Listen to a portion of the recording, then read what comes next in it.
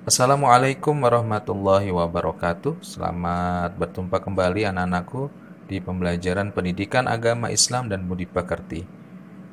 Apa kabar? Bapak berharap kalian baik selalu dan selalu mendapatkan perlindungan dari Allah Subhanahu wa taala. Dan untuk kali ini kita akan mempelajari tentang surah An-Nasr.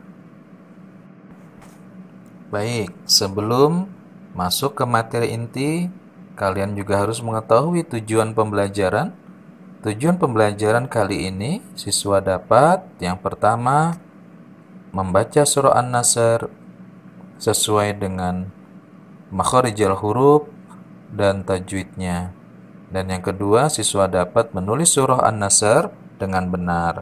Artinya sesuai dengan kaidah penulisannya juga. Dan yang ketiga, siswa dapat menghafal surah An-Nasr beserta artinya. Dan yang keempat, siswa dapat memahami makna yang terkandung di dalam surah An-Nasr. Nah, sekarang anak-anakku, dengarkan dan perhatikan lafal atau bacaan surah An-Nasr yang akan Bapak bacakan berikut ini. A'udzu billahi minasyaitonir rajim. Bismillahirrahmanirrahim. Idza jaa nasrullahi wal fath wa ra'aitan nasa yadkhuluna fi dinillahi afwaja fasabbih bihamdi rabbika wastaghfir innahu kana tawwaba. Arti surah An-Nasr. Bismillahirrahmanirrahim. Dengan nama Allah yang Maha Pengasih lagi Maha Penyayang. Ayat pertama. Idza jaa nasrullahi wal fath. Apabila telah datang pertolongan Allah dan kemenangan. Ayat kedua. Wa ra'aitan nasa yadkhuluna fi dinillahi afwaja. Dan kamu lihat manusia masuk agama Allah dengan berbondong-bondong. Ayat ketiga, fasabbih bihamdi rabbika wastaghfir innahu kana tawwaba. Maka bertasbihlah dengan memuji Tuhanmu dan mohonlah ampun kepadanya, sesungguhnya Dia Maha Penerima taubat. Penjelasan surah An-Nasr. An-Nasr artinya pertolongan. Maksudnya di sini adalah pertolongan dari Allah Subhanahu wa taala. Surah An-Nasr terdiri dari 3 ayat.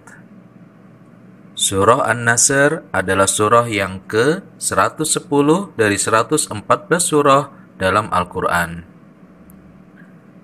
Kata An-Nasr sendiri diambil dari ayat pertama surah An-Nasr. Idza jaa nasrullahi wal fath. Di sana ada kata-kata nasrullah, nasr, pertolongan Allah. Surah An-Nasr diturunkan di kota Mekah dan digolongkan ke dalam surah Madaniyah. Biasanya surah yang turun di kota Mekah maka digolongkan menjadi Makkiyah.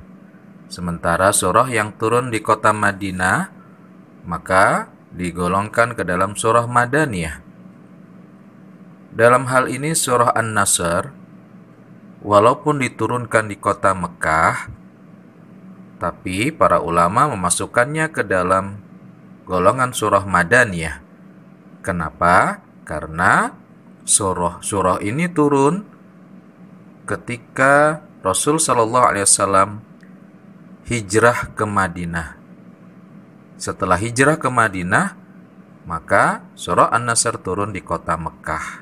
Setelah Nabi Muhammad Shallallahu Alaihi Wasallam dan kaum muslimin dapat merebut Mekah dari kalangan orang-orang kafir Quraisy.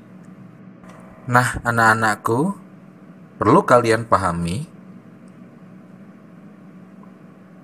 surah yang turun sebelum hijrah atau pindah ke Madinah digolongkan sebagai surah Makkiyah. Sedangkan surah yang turun sesudah hijrah atau pindah ke Madinah disebut surah Madaniyah. Nama lain surah An-Nasr. Surah An-Nasr dinamakan juga surah Idza Jaa Nasrullahi wal Fath, sebagaimana bunyi awal surah ini. Nama lain surah An-Nasr yang lain adalah surah An-Nasr dinamakan surah At-Taudi atau perpisahan, karena terdapat isyarat dekatnya ajal Nabi kita Muhammad sallallahu alaihi wasallam.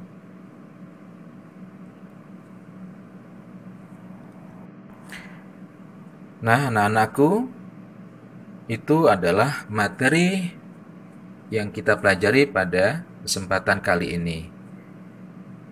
Sekarang adalah tugas kalian. Yang pertama, menulis kembali surah An-Nasr di buku tulis. Dan yang kedua, hafalkan surah An-Nasr beserta artinya. Ingat, tugas yang kalian lakukan menulis dan menghafalkan surah An-Nasr beserta artinya divideokan ya, dan dikirimkan ke email Pak Aini, aini@kps.sch.id. Ingat, waktu kalian 1 minggu setelah materi ini diberikan kepada kalian. Terakhir, kalian kumpulkan hari Sabtu, dan jangan lupa gunakan waktu dengan baik, jaga kesehatan. Kalau memang ada kesulitan, mintalah bantuan orang tua kalian. Dan kita tutup pertemuan kali ini dengan bersama-sama membaca doa kifaratul majelis. Subhanakallahumma wa bihamdika asyhadu an la ilaha illa anta astaghfiruka wa atubu ilaik. Assalamualaikum warahmatullahi wabarakatuh.